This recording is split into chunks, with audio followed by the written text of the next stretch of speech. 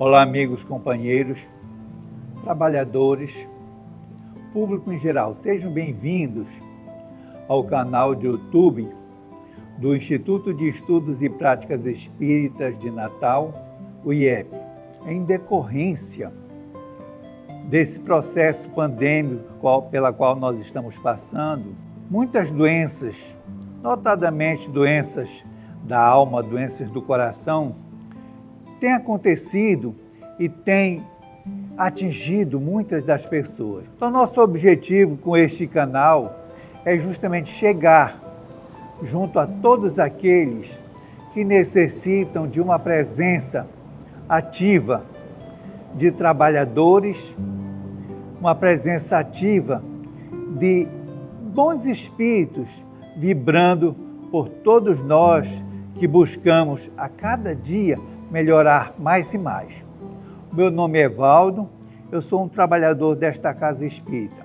Sejam todos bem-vindos. Antes de você assistir à palestra que está prestes a iniciar, nós pedimos que você coloque um copo com água junto a você e nós pediríamos a intercessão de Dr. Adolfo Bezerra de Menezes, o mentor espiritual desta casa, que fluidifique a água, que torne essa água um medicamento para todos os males físicos e espirituais que por acaso tenhamos. Faça isso e ao final da palestra, tome a água que você colocou para fluidificar. Certamente você será extremamente beneficiado. Muito obrigado.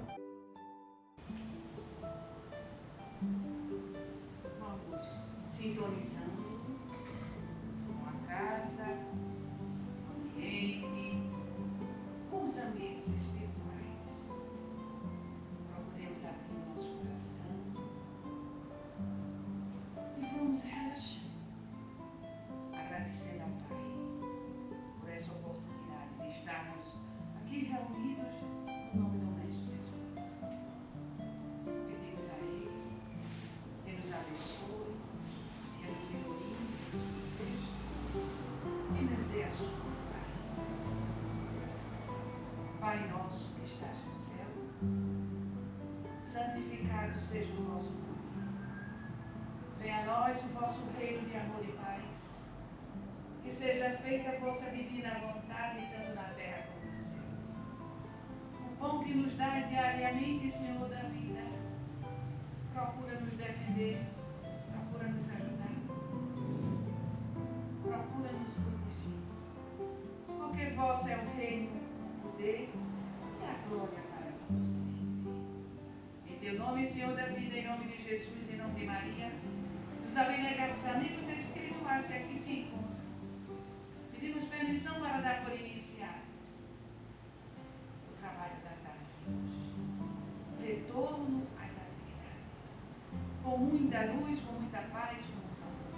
Passando a palavra para Mário, que irá proferir a nossa palestra. Uma boa tarde para todos. Que a paz de nosso Senhor Jesus esteja conosco, né? Depois desse período que já nessa flexibilização, desse período que nós passamos tormentoso, né? Eu digo tormentoso porque em solidariedade muito para as vítimas da Covid, daqueles que sofreram com essa doença, né? Que é uma doença terrível. Eu já tive bronquite asmática e a gente sem ar, se vocês desculpem que eu só puxar ar, porque máscara eu ainda não sou acostumado a esse utensílio. Mas é uma coisa triste, você sem fôlego, você sem querer respirar e puxar ar e não conseguir. É uma coisa tão maravilhosa, de graça que Deus dá, mas infelizmente essa pandemia, que ela é mais divina do que mal, né? E eu sempre dizia, a mim e meus familiares, se nós tivermos de morrer com a Covid, um de nós, vamos morrer. Quem morreu de Covid é porque tinha que falecer de Covid, tinha que desencarnar de Covid. Claro, com exceção daqueles que se afoitaram, que se aventuraram a não ter as medidas de precaução, né? Porque se há um mal, e se nós podemos remediá-lo, necessário faz-se que remedeie, que faça-se a prevenção disso. E isso é o que é importante para nós, né? Mas é um prazer enorme sentir novamente o calor humano, como ele está falando. Essa presença, como o senhor Evaldo falou, é necessária, porque nós somos seres sociais, gente. Nós somos seres para vivermos em grupo. Desde o atavismo animal, lá do primitivismo, nós vivemos em grupo. Ninguém vive isolado. Ninguém pratica o isolacionismo e vive feliz ou pode crescer. Nós só crescemos em grupo. Todos que tiveram a coragem, nem todos estão na coragem de sair de casa ainda, né? Mas é necessário. Agora, nesse momento, a gente tem que ir para frente. Não podemos recuar, não é? E como o evangelho dessa tarde de hoje eu trouxe para nós outros, né? Está no capítulo 15, ou 15º, como queiram. Fora da caridade não há salvação. E eu achei maravilhoso, todo o evangelho é maravilhoso, mas bem pertinente. E para objeto de minhas pesquisas, né? Necessidade da caridade segundo São Paulo. Por que eu digo para minhas pesquisas? Porque a primeira pessoa que se beneficia quando vem fazer uma palestra é o palestrante. Porque ele vai pesquisar, ele vai aprender, ele vai interagir com outros para poder vir aqui dizer algumas coisas para que vocês também, daquilo que eu disser, possam tirar suas próprias conclusões e vivenciar as questões evangélicas na qual o livro de Allan Kardec nos traz, certo? Trazido por Jesus, quer dizer, Allan Kardec é só o codificador, que é o seu próprio evangelho. E eu vou lê-la, essa mensagem de Paulo, e depois nós comentaremos, fazemos alguns comentários. E diz o seguinte: necessidade de caridade, segundo Paulo. Ainda que eu falasse a língua dos homens e a língua dos próprios anjos, se eu não tiver caridade, serei como o bronze que soa ou como o símbolo que retine. Ainda que tivesse o dom da profecia, que penetrasse todos os ministérios e tivesse perfeita ciência de todas as coisas, ainda que tivesse toda a fé possível, a ponto de transportar montanhas, se não tiver caridade, nada sou. E mesmo que houvesse distribuído os meus bens para alimentar os pobres, e houvesse entregado meu corpo para ser queimado, se não tiver caridade, tudo isso de nada serviria. A caridade é paciente, é branda e benfazeja. A caridade não é invejosa, não é temerária, nem precipitada. Não se enche de orgulho, não é desdenhosa, não cuida de seus interesses, não se agasta, nem se azeda com coisa alguma, não suspeita mal, não se rejubila com a injustiça, mas se rejubila com a verdade. Tudo suporta, tudo crê, tudo espera, tudo sofre. Agora, pois, permanecem essas três virtudes: a fé, a esperança e a caridade. Mas dentre elas, a mais excelente é a caridade. Paulo, 1 Coríntios, capítulo 13, versículo 1 a 7 e 13. Então, meus irmãos, vejam como Paulo entende a necessidade da caridade. Olha bem, quando a gente fala em necessidade, uma coisa necessária, é porque é uma coisa que é sublimemente, veementemente importante para a nossa existência. Sem ela, nós pereceríamos. Uma coisa que nós na matéria fazemos, praticamos, que é necessária, senão nós perecemos, o que é? Uma coisa: comer, tomar água, não é isso? E amar é necessário? Mais do que necessário. O amor é o alimento de todas as almas, de todos os seres, do ser mais minúsculo ao ser maiúsculo. É o amor. Vejam André Luiz, acho no capítulo 4, Dona Laura fala isso, explicando nos ministérios na qual André Luiz tomava nota da sublimidade de cada ministério daquele em relação à sublimidade da alimentação, vamos dizer assim, da coisa sublime que era. Uns mais grosseiros, outros eram só líquidos, outros eram energias que eles não conheciam, devido à sublimação dos seres que já se alimentavam. Mas ela dizia que da minhoca, do verme que suga a terra, da criança que suga o leite materno, ao arcanjo, o amor é o alimento de todos. Aquilo ali é uma lição muito sublimada. Então vejamos que Paulo entendeu muito bem isso, que é necessário amar. Amar. E esse amor vem a partir de nós mesmos. Porque quem não ama a si mesmo, não vai poder amar o outro. É a mesma coisa assim, se eu não tenho respeito para comigo mesmo, como é que eu vou respeitar o meu semelhante? Então essa necessidade que Paulo advém aqui para nós, ela traz algumas coisas importantes que é característica do amor. Não suspeitar mal, não faltar com a justiça, não tem azedume, porque o amor é tudo isso, gente. O problema é que nós conhecemos o amor ainda muito mesclado de egoísmo, de orgulho, de vaidade, de outras mazelas. E aí esse amor, ele embota, mas mesmo assim ainda é sublime. Mesmo assim ele ainda é sublime, porque tudo que o ser faz, ele faz em nome do amor, mesmo que faça imperfeito, ou mesmo que faça com ele adoecido, como é o caso do ódio, que é o amor que adoeceu, que enlouqueceu. Mas ele tem a essência do amor, como todos nós e todos os seres têm a essência divina. Então veja o quanto é necessário, e Paulo traz para nós essa questão.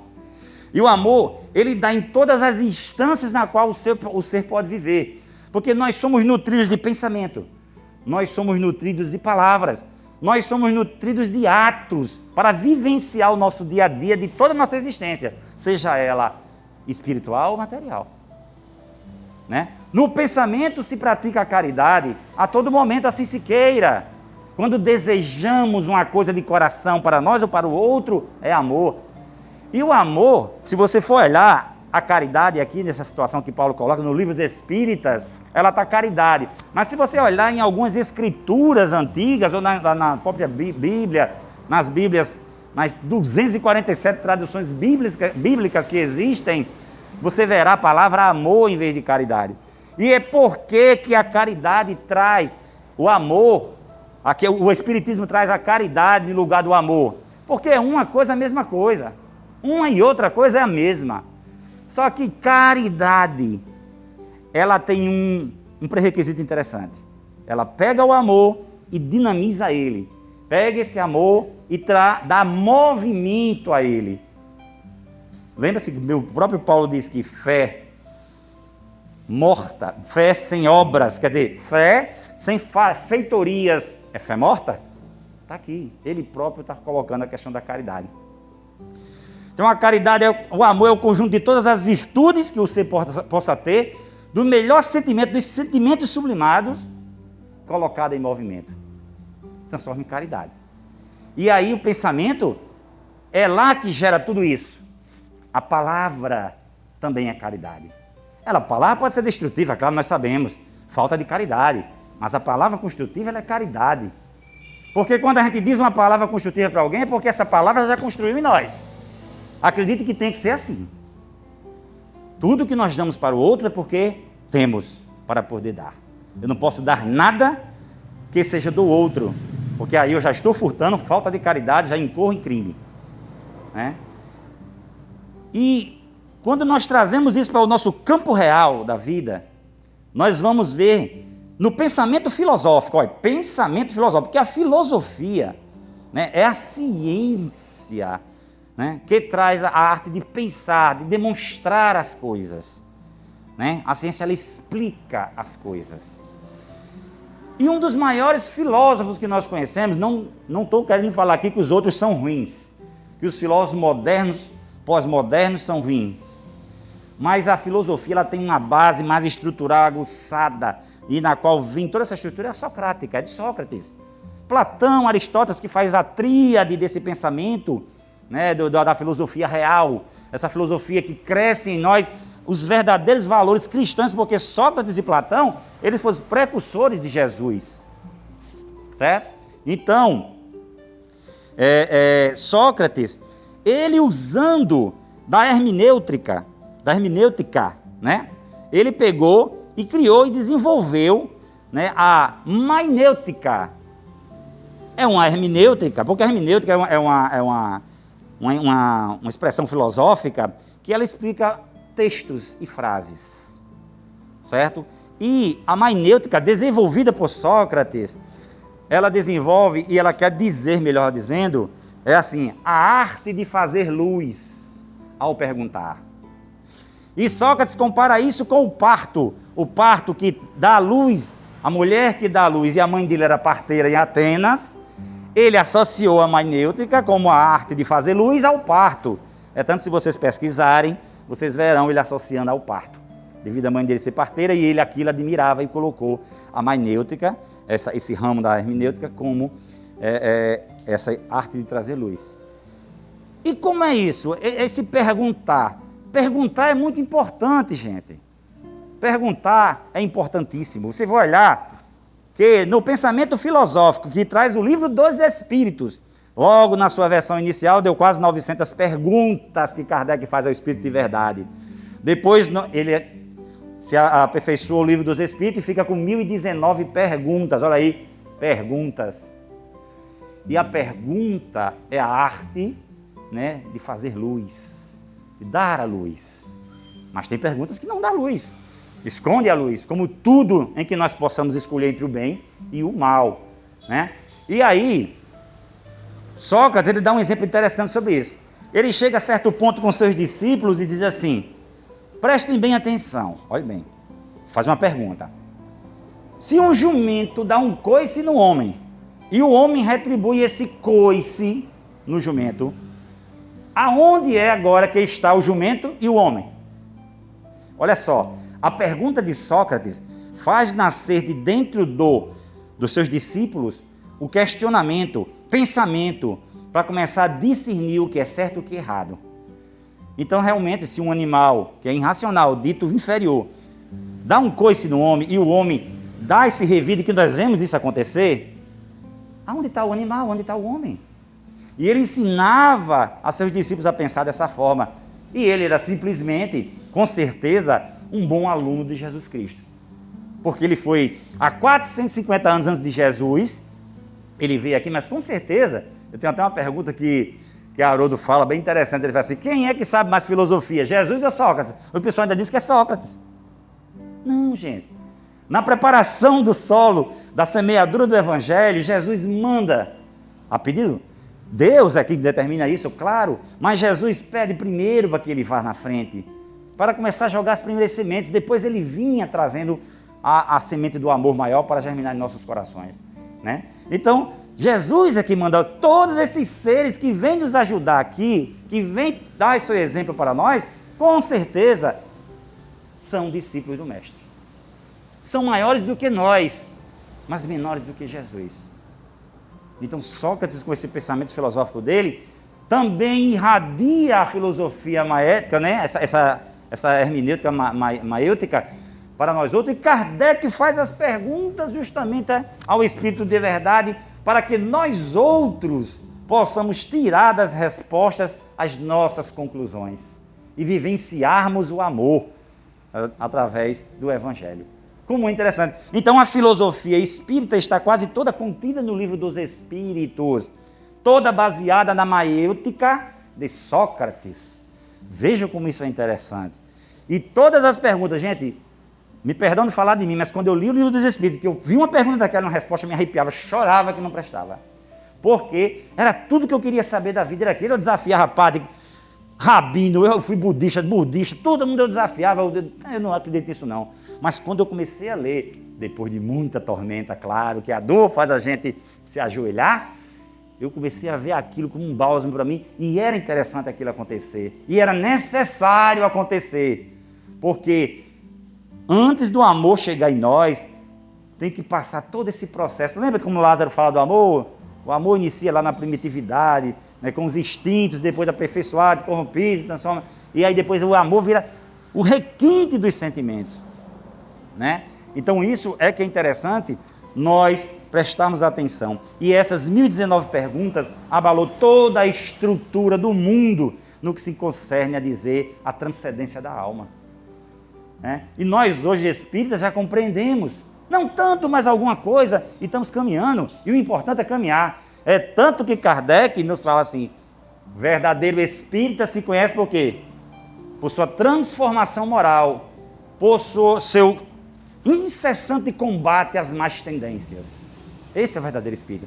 Porque ele sabia que nós que estamos aqui na terra do mundo de provas e expiações, ainda somos muito imperfeitos, né? Então veja como isso influenciou em nossas vidas, a arte de perguntar. Então, nesse ponto da pergunta, da fala, do diálogo, da dialética, saber perguntar, saber ouvir, é muito importante e é caridade. E a necessidade da caridade também tem esse aspecto. A ação, porque muitas pessoas, principalmente aqueles espíritos iniciantes, alguns adeptos de algumas doutrinas religiosas, acham que caridade é dar sopa, dar pão, dar um agasalho, dar um cobertor. É caridade, gente. É caridade, é verdade. Né? Mas a gente não pode esquecer uma coisa. A caridade começa de nós para nós mesmos. Quando eu pratico a caridade, muitas pessoas pensam em caridade assim, ó. Por isso que assim, sem ostentação, dai sem ostentação. Se o espírita faz essas ações de dar sopa, dar roupa, dar o que ele quiser, ajudar os outros, pensando que vai se livrar de um umbral, que caridade é essa? A caridade não é interesseira, Paulo está dizendo aqui. Ela não pode ser interesseira. Então não pode ser assim. Nós temos que dar alguma coisa a alguém na necessidade dela, suprindo a nossa necessidade, porque amar é necessário. Por isso que Paulo fala necessidade da caridade. Se eu não amar, eu pereço. Eu pereço como ser. E é por isso que ele está... Então, quando a gente dá alguma coisa a alguém, não é aquela pessoa que está se beneficiando, não. É quem dá. Por isso que os valores são invertidos. Quando alguém faz um bem a alguém, a outra pessoa, necessário faz-se que aquela pessoa se sinta o benfeitor. Não é isso que reza o Espiritismo? Faça com que dê as coisas aos outros, fazendo com que o bem maior foi para você. E é verdadeiramente isso que acontece. É isso que acontece. Eu estou pensando nisso, vou fazer assim, por causa disso que vou ter um benefício muito grande. Ainda tem gente espírita, tem umas pessoas espíritas que fazem assim, meu Deus do céu, eu trabalhei tanto, são 30 anos, 40 anos de espiritismo, eu dei muita coisa, eu devo ter muito bônus horas no mundo espiritual. Eu digo, coitado. Quando chegar lá, vou dizer São Pedro, não, que São Pedro é na tradição católica, né? Que os irmãos espirituais olham assim e dizem, muito bem, meu irmão, você pagou a primeira prestação de 96 prestações, né? Agora pagou pela metade, viu? Volta para pagar os restos das parcelas. Porque os homens, sendo imperfeitos como são, sabem parcelar nossas dívidas, né? A gente parcela um carro, não sei quantas vezes, uma casa, quase perder de vista. Por que Deus é melhor do que os homens, não pode parcelar isso em alguns milhões de anos, ou bilhões, assim como queira. Então, essa caridade que nós façamos ao outro, sem desinteresse, sabendo que é nós. Quando um trabalhador espírita, como um cristão trabalhador na seara de Jesus, que agrada a Jesus, ele faz sem nenhum interesse a bondade ao outro. Porque se tiver um resquíciozinho de interesse, o que é que está dizendo lá no Evangelho? Já foi pago lá na terra.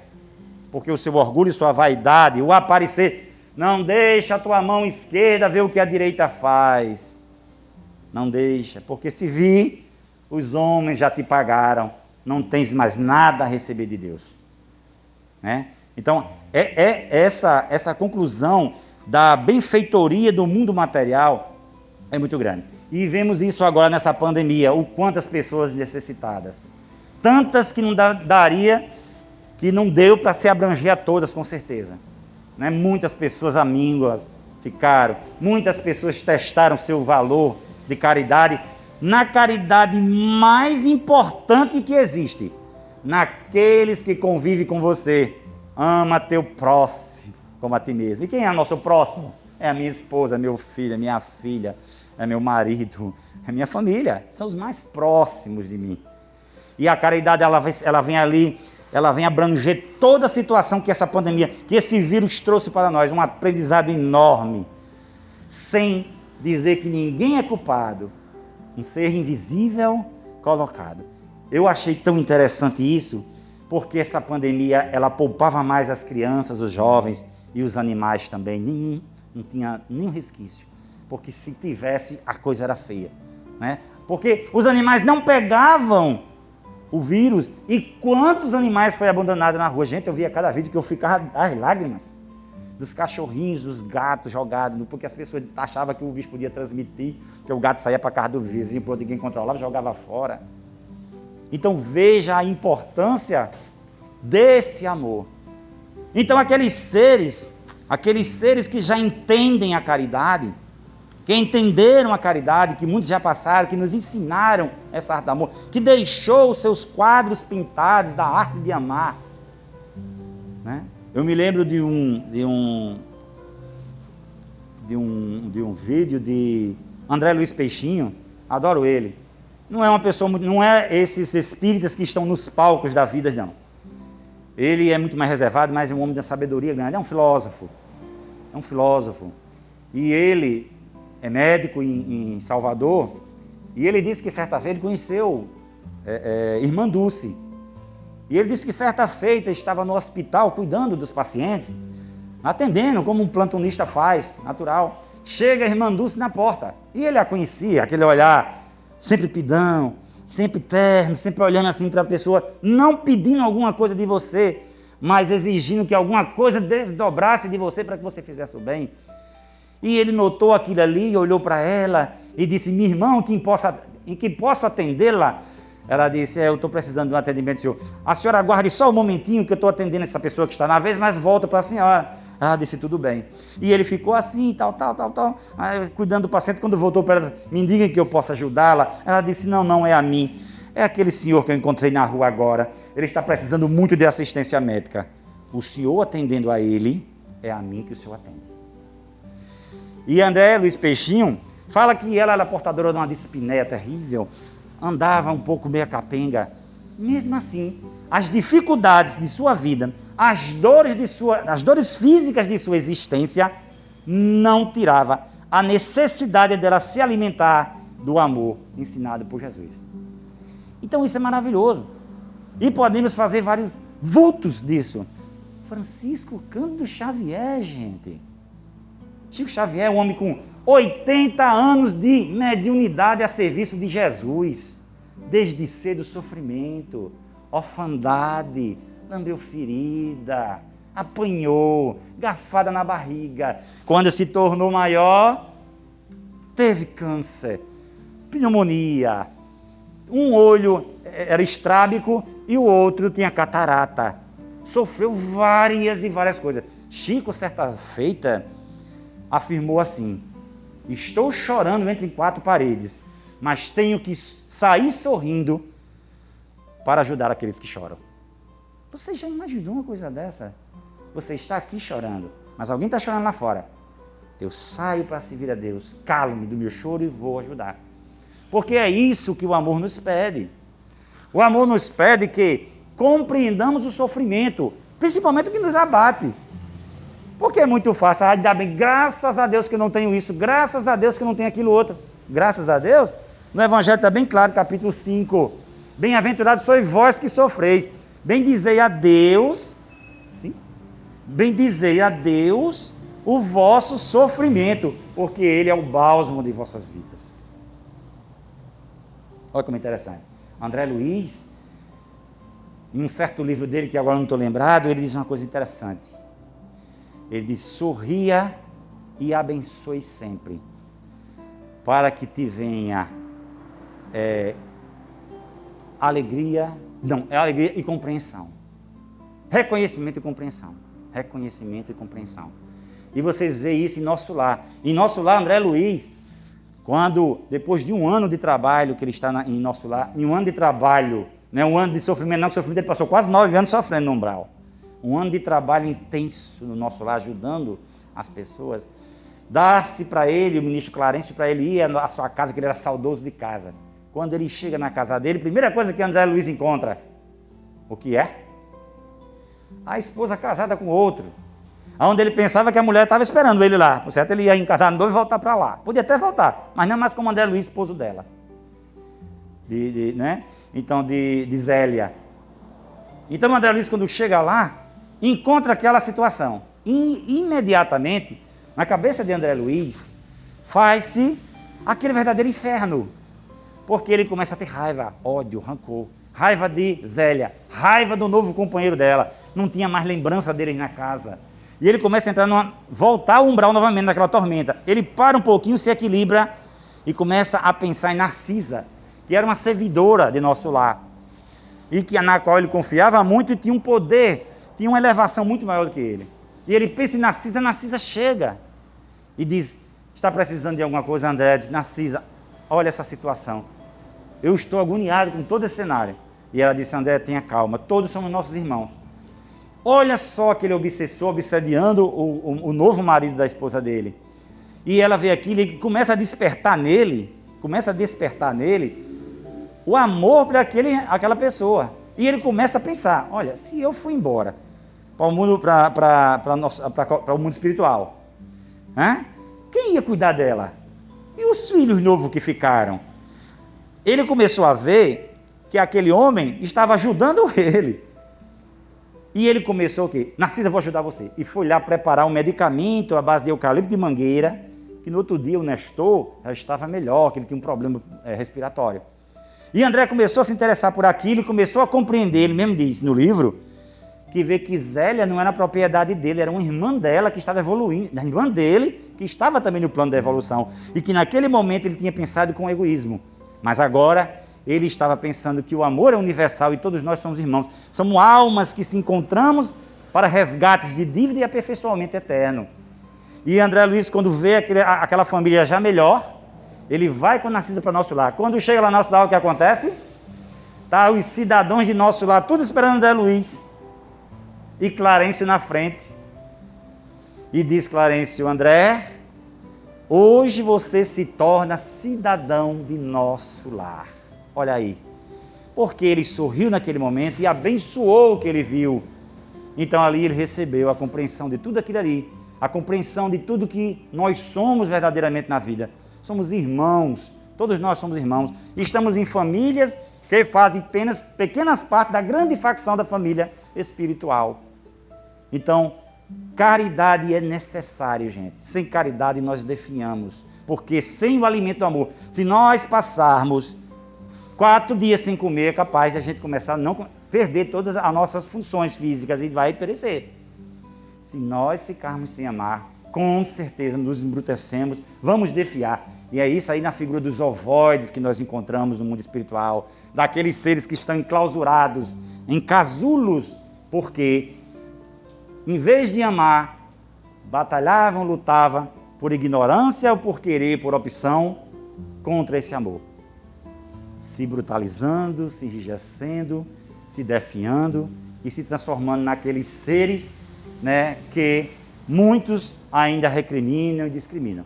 Gente, falar sobre caridade, essa coisa que parece tão simples, essa coisa tão necessária, mas realmente daria para você fazer um seminário com a expressão caridade, porque justamente é o alimento de todos os seres que constituem esse universo, vindo do próprio Pai que está em cada um de nós, Então que Jesus, está na hora dela ali, tá? Então que Jesus possa nos abençoar e cada vez mais nós compreendermos de fazer essa caridade.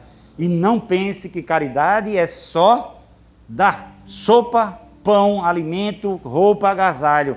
Muitas vezes a caridade mais sublime é você olhar para a pessoa e dizer, você não está só.